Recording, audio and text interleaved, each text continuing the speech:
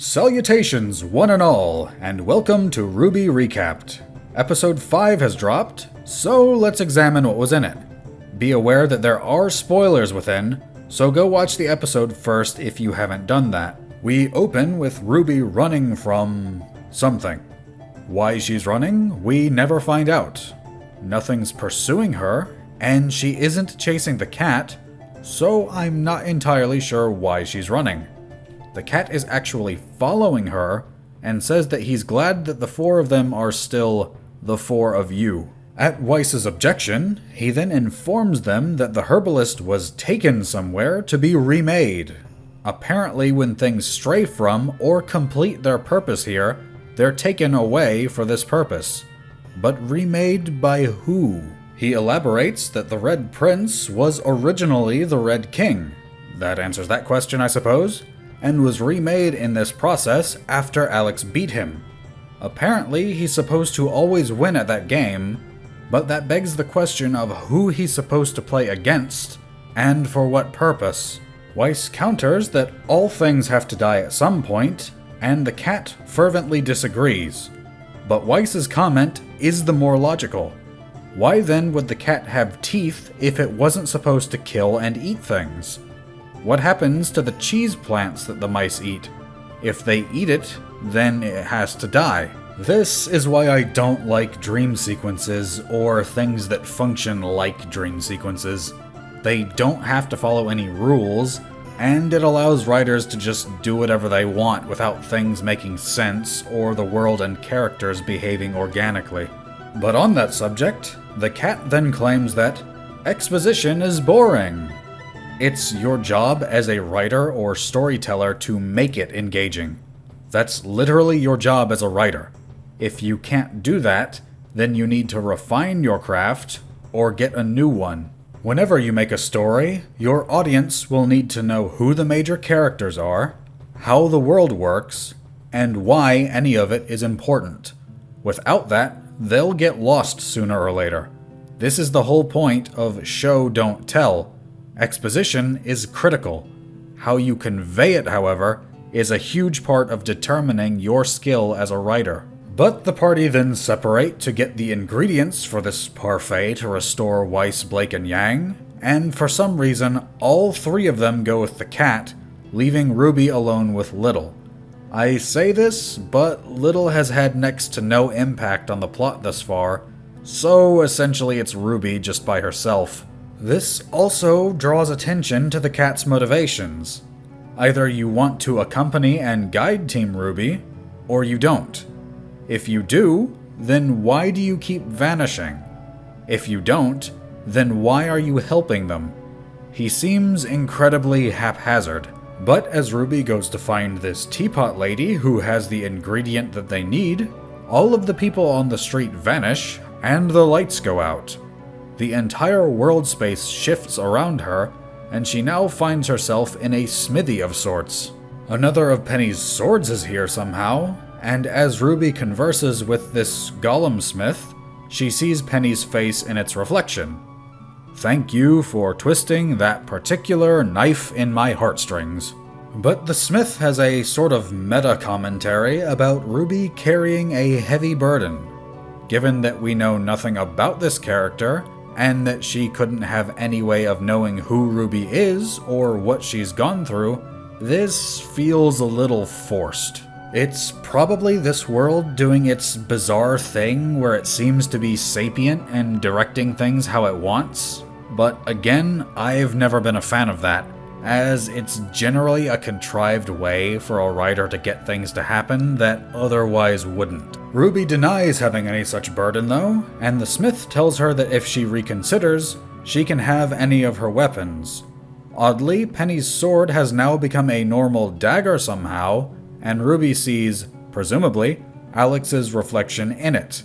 We hear a lot about what this character has done, but it's told secondhand. I'd really like to see firsthand in a brief flashback or something what this girl was like for context. RWBY claims that she has a weapon, but Crescent Rose isn't with you. We're halfway through this volume, and you still have no idea where it is. You could own 1,000 weapons. but if you don't have any of them with you, then they won't do you any good. She then looks at an axe hanging from the wall, and oddly it has a trigger on it, implying that this place also has firearms. Whether they function like remnants, however, is unconfirmed. In its reflection, though, she sees her mother.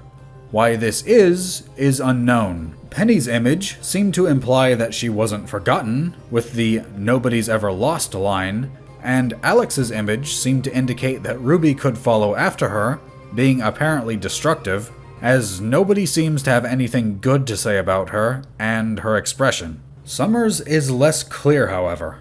We have surprisingly little information on her. We don't even have confirmation of whether she's truly dead or just MIA, so what this was supposed to indicate is anyone's guess. But the Smith and Smithy all vanish spontaneously as the cat and the others reappear with Ruby back on the street with the people present too. This world is baffling and defies logic. But as the group find the Teapot Lady who can sell them the last ingredient, fireworks go off, warning of a Jabberwocker. Note that the bird screams a Jabberwocker, not the Jabberwocker. Maybe I misheard it, but having listened to that line about 6 times, I only hear a. Maybe he's just not as informed as the cat. But the teapot begins to take her stuff and flee, but Ruby offers her her medallion belt buckle thing, saying that it carries a mother's promise. Apparently that satisfies her, and the teapot takes it and leaves the nose hairs that they need. I still don't understand what these beings are using as a metric for determining the value of items here. That isn't something you can sell. She wasn't interested in its worth functionally, only its sentimental value. That doesn't put food on the table or help defend you. What is it you want with this? But the making of the parfait is simple enough with these illogical ingredients. But the 3 members of Team RWBY can only consume a small amount before the Jabberwocker attacks.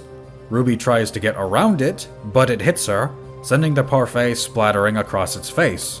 Apparently, just touching the stuff is sufficient though, as even when the Jabberwocker actively scraped it off its face, it grows to twice its size. As it tries to attack Ruby, the Birdman from before returns, attacking the Jabberwocker. The cat then claims that he gave him something to do. Can this cat mind control people? He stated that if the Jabberwocker eats one of them, then they cannot be remade, implying permanent death. That would mean that this cat is mind controlling someone to act in a manner that could leave them wiped from existence for all they know. Yikes. However, the Rusted Knight appears, riding atop a stag-rabbit thing to attack the Jabberwocker. If one looks closely at his gear, then it may look familiar, but we'll get to that in a moment. While the creature's distracted, the others consume the parfait and return to their normal sizes. They then defeat the Jabberwocker remarkably easily. I would like to note that Yang is being rather liberal with her use of her ammo. You don't know if you'll be able to make more here, so you might want to save that for when you really need it. But as it dies, the Jabberwocker disappears in pink particles like Neo's illusions. Blake recognizes this, and several more Jabberwockers appear. The Rusted Knight then declares that there's only supposed to be one, contradicting the Birdman's outburst. I'd also like to know why Neo is attacking here. The Rusted Knight then leads Team RWBY away, while the cat and the bird face the Jabberwockers, with the bird likely getting torn apart by the last position we saw him in, and the screams that follow. The market is apparently on fire as the people escape, however, as we can see smoke rising. Weiss sullenly declares that she's tired of leaving places in ashes. Well, Lionheart was the one who destabilized Mistral, and there was no saving Atlas from Monstro, the Infinite Grim River, and Salem herself. That game was rigged from the start.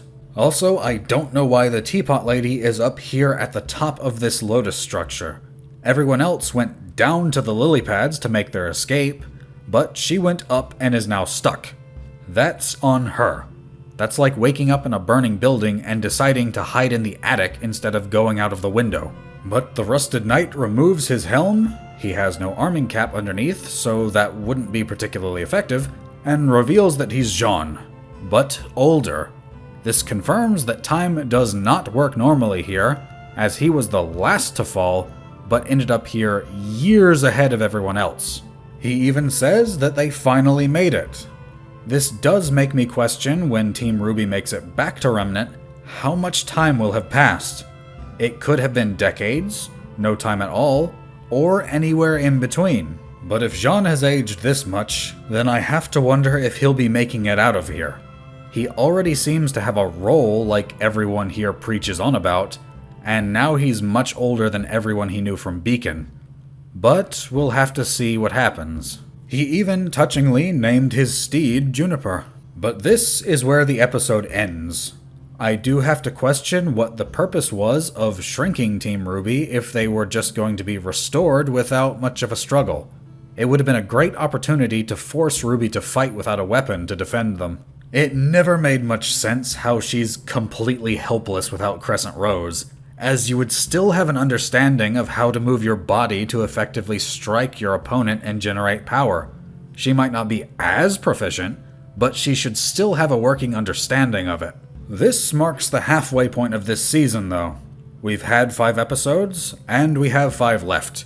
And we still have to deal with Neo, find out why Penny's swords keep popping up, and find out how to get back to Remnant.